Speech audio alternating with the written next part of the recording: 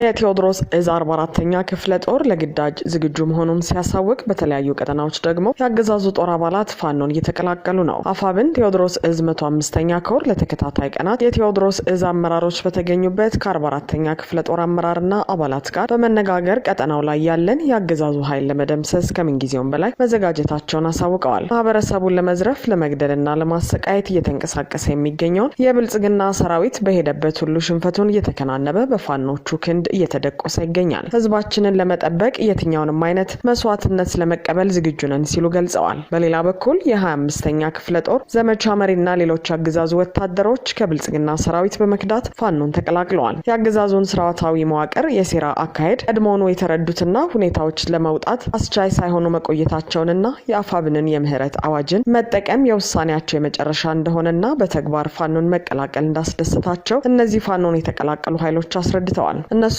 ሀብታሙ አዲስ የመከላከያ 25ኛ ክፍለ ጦር ዘመቻ መሪ፣ አማረ ሽታ አድማ ብተና፣ ማማሩ መለሰ አድማ ብተና፣ ገብሬ በሌ ሚሊሻዎች ከሞጣና መርጦ ለማርያም ካምፕ በመውጣት ሁሉም ከነሙሉ ትጥቃቸውን በመያዝ 54ኛ ክፍለ ጦርን የተቀላቀሉ ሲሆን በክፍለ ጦሩ አመራሮች አቀባበል ተደርጎላቸዋል። ሌላ በኩል ደቡብ ወሎ ዞን አልብኮ ወረዳ የሚገኘው የብልጽግና የግለሰብ ዙፋን ጠባቂ ሰራዊት አባል የነበሩ 5 አድማ ብተናና አንድ ልዩ ኃይል በአጠቃላይ 6 በተዛባ መንገድ ከተረኛው ስርዓት ጋር ተሰልፈው የነበሩ የምህረት አዋጁ ጥሪ ተቀብለው የካቲት 11 2018 ዓ.ም አፋብን ሚኒሊክ እዝ ልጅ ኢያሱ ኮር የጎፍ ክፍለ ጦርን ተቀላቅለዋል። የጎፍ ክፍለ ጦር አመራሮችም ደማቅ አቀባበል አድርገውላቸዋል። ይህ በእንዲህ እንዳለ በደቡብ ጎንደር በሐሙሲት ከተማ ያገዛዙ አገልጋይ የሆኑት አድማ ብተናና ሚሊሻ ፖሊስ ከየካቲት 2 እና 4 2018 ዓ.ም ከአንበሳሜ እስከ ሐሙሲት ከተማ በተደረገ አውደ ውጊያ በደረሰበት መደምሰስና የያዘውን የቡድን መሳሪያና የግል መሳሪያ በፋኖ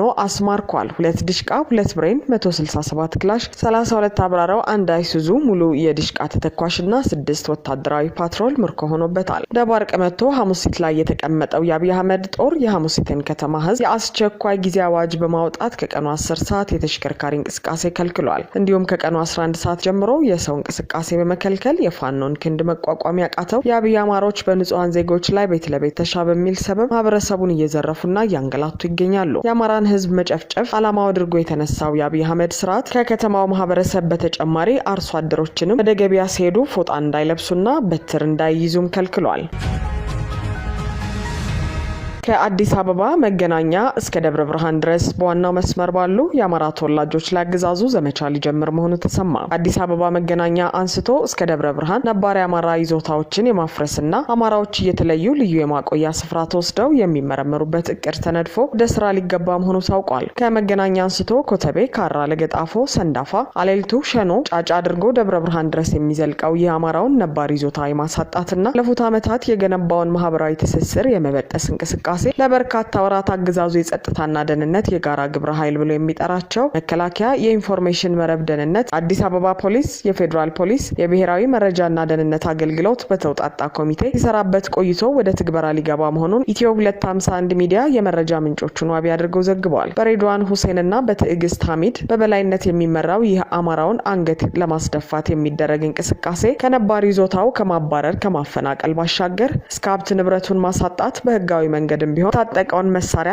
ማስፈታት፣ ድምጽ አልባ መሳሪያን ጨምሮ መንጠቅ የሚሉት እንደሚገኙበት ነው ዘገባው ያመላከተው። እነዚህ የተለዩት አካባቢዎች ፋኖ ወደ አዲስ አበባ ጉዞ ቢጀምር መንገድ ጠራጊና ደጀን ሆኖ የሚያገለግሉ ናቸው ተብሎ በጥናቱ እንደቀረበ ለማወቅ ተችሏል። ባለፉት ጊዜያት ሸዋ ላይ ኢንተርኔትና የስልክ ግንኙነት አቋርጦ ኤሊት ፎርስ የሚለውን በሄሊኮፕተር አስገብቶ ዘመቻ ያደረገው የዚሁ እቅድ አንዱ አካል እንደሆነ ተመላክቷል። አዲስ አበባ በቅርብ ርቀት የሚገኘውንና ሸዋ ላይ የሚንቀሳቀሰውን ፋኖ ቢቻል ሙሉ ለሙሉ ማጥፋት ካልተቻለ ግን ማዳከምና ስጋት ከማይሆንበት ደረጃ ማድረስ የእቅዱ አንዱ አካል እንደሆነም ታውቋል። ምንም እንኳን የማይሳካ ፍላጎት ቢሆንም ይህ በእንዲህ እንዳለ አፋብን ሸዋ ጠቅላይ ግዛት እዝ የአጼ አምደ ጽዮን ኮር አጼ ዳዊት ክፍለ ጦር ዛሬ የካቲት 11 2018 ዓ.ም መግለጫ አውጥቷል። በመግለጫውም በአፋብን ምስረታ አገዛዙ ኔትወርክ እስከ ማቋረጥ የደረሰበት ከፍተኛ ፍርሃት ውስጥ ገብቷል ያለ ሲሆን ከንቅናቄው ምስረታ ማግስት ጀምሮ በሸዋ ጠቅላይ ግዛት፣ በወሎ ቤተ አማራ፣ በጎጃምና በጎንደር ቀጠናዎች በተደረጉ በተቀናጀ ውጊያ ከፍተኛ ቁጥር ያላቸው አገዛዝ ወታደሮች ተደምስሰዋል ብለዋል። እንዲሁም በርካቶች ቁስለኛ ሆነዋል፣ እድለኞች ተማርከዋል። ድርጅቱ ያወጣውን የምህረት ጥሪ ተቀብለው ወደ ፋኖ እየመጡ ያሉ የስርዓቱ አገልጋዮች ከአባላት እስከ አመራር ያሉት ቁጥራቸው ከቀን ወደ ቀን እየጨመረ ይገኛል ሲልም አክለዋል። እዚህም የአማራ ፋኖ አንድ ድርጅታዊ መዋቅር ባለመያዙና በእርስ በርሱ ግጭት ምክንያት እንዲሁም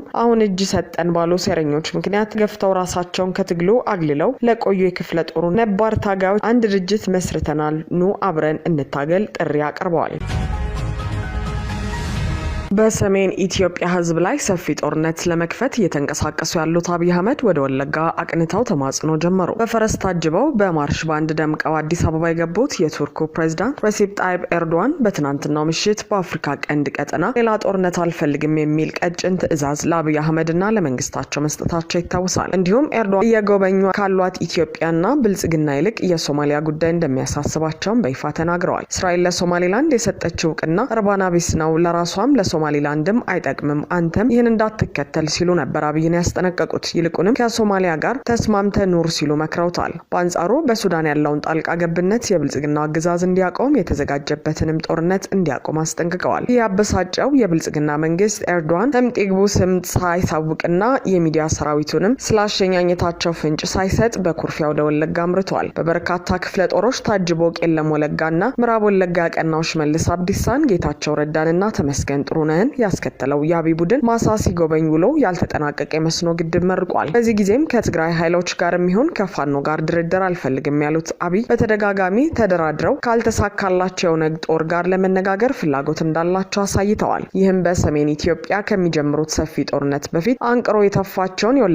ህዝብ ልብ ለማግኘት እየጣሩ መሆኑ ነው። አብይ አዲስ ግጭት በፈጠሩ ቁጥር የሚዘምቱበት ህዝብ እንዳለው ሁሉ የሚለማመጡት ህዝብም አለ። ከዚህ ቀደም እድል ቢያገኝ ይገድለኛል ያሉትን የወለጋ ህዝብ ዛሬ እንገዳደል ብለውታል። ግጭትና መገዳደል አብቅቶ ትኩረት ወደ ልማት እንዲዞር ህዝባችን መንቃት ያለበት ጊዜ አሁን ነው ሲሉም ራሳቸው የፈጠሩትን ግጭት ህዝቡ ያስቁመው ብለዋል። ህዝቡ ላለፉት ዓመታት ግጭት አንፈልግም ሲል መኖሩን ግን አላነሱም። አባቶቻችን እንዳስተማሩን ችግሮችንና ለመግባባቶችን በባህላችን መሰረት በውይይትና በንግግር መፍታት አለብን ሲሉም ድርድር የሚመስል ንግግር አድርገዋል። ይህንንም ንግግር የእናንተው ነኝ ለማለት በኦሮምኛ ያደረጉት ሲሆን ሌላኛው አጋራቸው ሽመልስ አብዲሳም እንዲሁ እነጌታቸው ረዳን፣ ተመስገን ጥሩነህንና ዳንኤል ክብረትን አስቀምጠው በኦሮምኛ ንግግር አድርገዋል።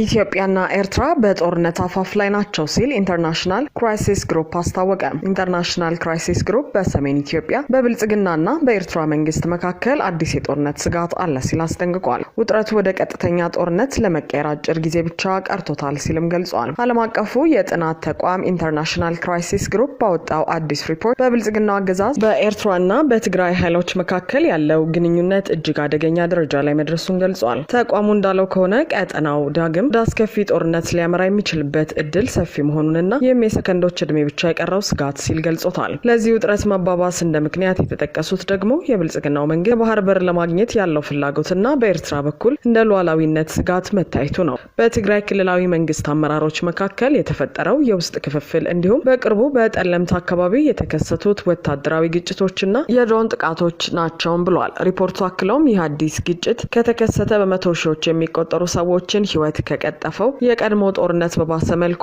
አውዳሚ እንደሚሆንና የቀይ ባህር አካባቢን ይበልጥ ሊያናውጠው እንደሚችል አስገንዝበዋል። በመጨረሻም ክራይሲስ ግሩፕ እንደ ኬንያ፣ ደቡብ አፍሪካና ናይጄሪያ ያሉ የአፍሪካ ሀገራት እንዲሁም ሀያላን ሀገራት ግጭቱን ለማስቀረት አስቸኳይ የዲፕሎማሲ ጥረት እንዲያደርጉ ጥሪ አቅርበዋል። የትግራይ አስተዳደር ፕሬዚዳንት ሌተናል ጄኔራል ታደሰ ወረደ ለሰላም ያለው እድል ጠባብ ቢሆንም አማራጩን እስከ መጨረሻ ለመጠቀም ዝግጁ ነን ሲሉ ገልጸዋል። ህወሓት የተመሰረተበትን 51ኛ ዓመት በዓል ምክንያት በማድረግ በመቀሌ በተካሄደው ስነ ስርዓት ላይ የተገኙት ፕሬዝዳንቱ በፕሪቶሪያዊ ሰላም ስምምነት ማዕቀፍ ውስጥ ውይይቶችን ማድረግ አሁንም ቢሆን እንደሚቻል ገልጸዋል። ሆኖም ባልተፈቱ ጉዳዮችና ዳግም ባገረሸው ውጥረት ምክንያት ንግግሩ እድል እየጠበበ መምጣቱን መግለጻቸውን የክልሉ መገናኛ ብዙሃን ዘግበዋል።